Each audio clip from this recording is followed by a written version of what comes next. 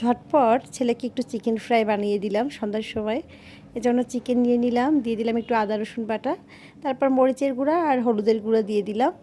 সামান্য পরিমাণে দিলাম, যেহেতু আমার ছেলে ছোট, ওর ঝাল লাগবে, এজন্য দিয়ে দিলাম একটু ধনিয়া বাটা, একটু জিরা বাটা, লবণ আর সামান্য একটু গরম মশলা বাটাও দিলাম, দিয়ে দিলাম সয়া সস। আর এবার হাফ কাপ দুধ এবং সব কিছু খুব ভালো করে মিশিয়ে নিলাম। তারপর একটু লেবুর রস দিয়ে আবারও সব কিছু একটু ভালো করে মিশিয়ে ময়দার সাথে এখানে আমি গোলমরিচের গুঁড়া, মরিচের গুঁড়া, লবণ মাখিয়ে রেখেছি, সামান্য একটু বেকিং পাউডার। এবার খুব ভালো করে কোটিং করে একটু ঝাঁকি দিলেই চিকেন ফ্রাইটা প্রস্তুত হয়ে গেল। এখন তেলে ভেজে নেব। এই তো আমার চিকেন ফ্রাই প্রস্তুত হয়ে গেল। খুবই সহজে এভাবে চিকেন ফ্রাই বাসায় তৈরি করে নিতে পারেন। এই তো আমার ছেলের জন্য ঝটপট চিকেন ফ্রাই বানিয়ে ফেললাম। আল্লাহ হাফেজ।